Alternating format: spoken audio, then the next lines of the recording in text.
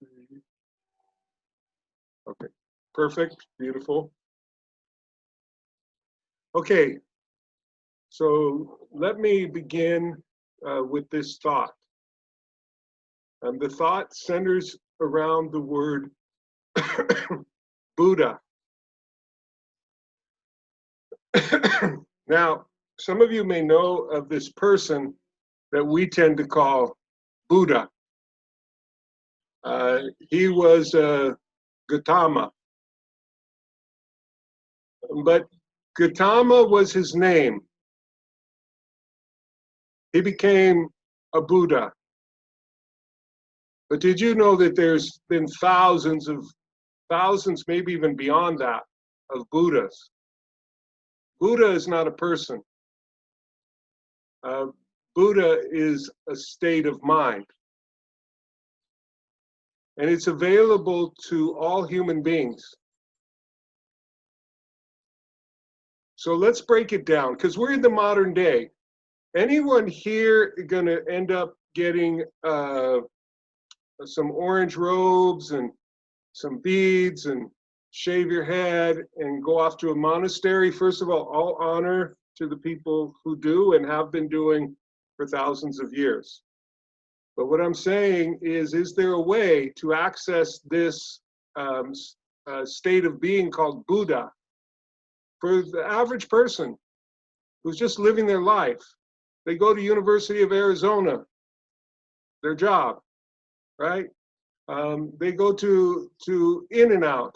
They become, girl power instructors, They're an oppa, they're a daddy, they're a husband. They're just living life.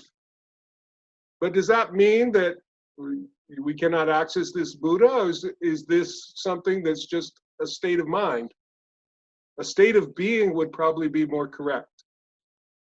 So, boo. Boo! Please, I kid the Buddhists. And the best of the Buddhists have a sense of humor. Okay, Dalai Lama would be cracking his ass off right now. He'd be giggling. Okay? But the Buddha is the intellect. And the Da means to go beyond the intellect. The intellect is our mind, and I want you to be aware that in the mind, interwoven is intellectually what we think, but also the emotions about what we think. And these two things are interconnected. They're in the realm of the mind. For example, you can think certain things that will create emotions. For example, let's say you try to do something and you don't do well, and then you go, I suck. That will create an emotion, right? But also sometimes emotions come and create thoughts. Has anyone experienced that, where people ask you, what are you feeling? And you're like, I don't know. And then you think about it more and you go, I think I'm feeling like this. But these two realms play off each other. And this is actually the realm of what we call intellect, that Da means to go beyond. It doesn't mean to eliminate, but it means to have an awareness that can see what's happening in this play between the intellect and the emotions. And a lot of that realm is fixated on the idea of the person you believe yourself to be. And so that's why when things don't go the way you want it to, or what you think you're pursuing, you also have thoughts and emotions that kick up around that. But the Buddha is able to see into that realm without judgment and understand and grow by what it sees. Do I make sense so far? Now, did you know there's another way of escaping the bondage and the pain and the suffering of this realm of the intellect, of the mind. The first one, you would call it an overconsciousness, the one that's just simply aware and watching. And the other one is unconscious.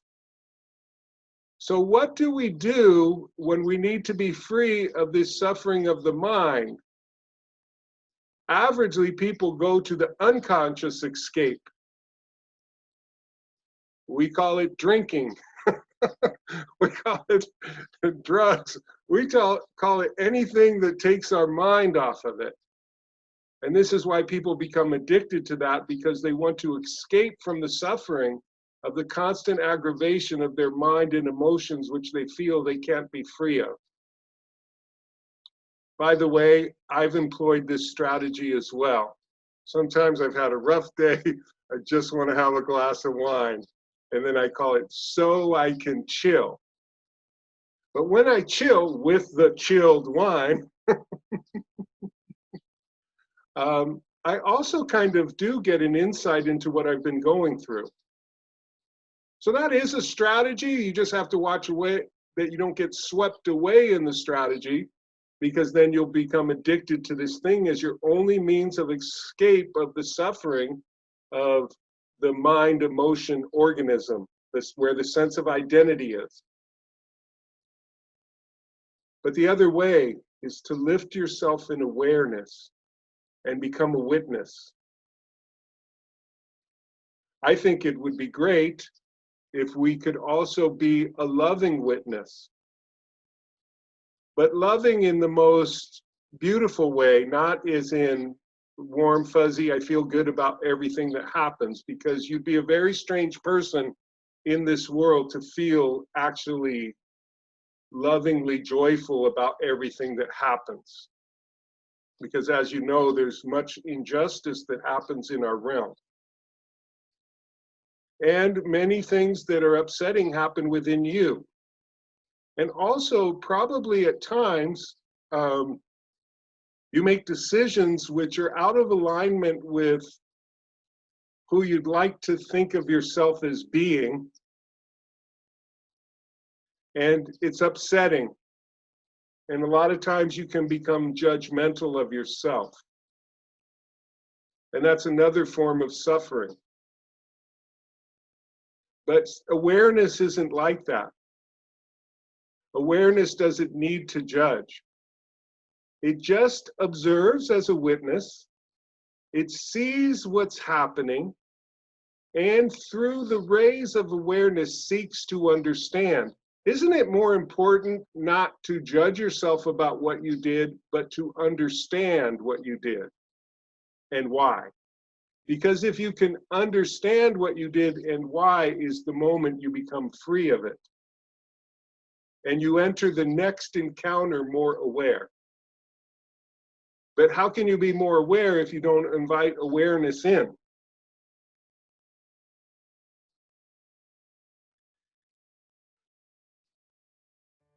All we need is three things. We need the Dharma, we need the Buddha, and we need the Sangha. Right? The Dharma is the talk that points to the truth. Don't concentrate too much on the finger or you'll miss all the heavenly glory. Don't concentrate too much on the heavenly glory, I poke you in the eye. That's the Dharma. The Buddha is the nature that is able to rise above the intellect and be free. Doesn't mean you don't have one. And that's the freedom. And the Sangha is the community where we support and love each other on that journey. And we have all three present today.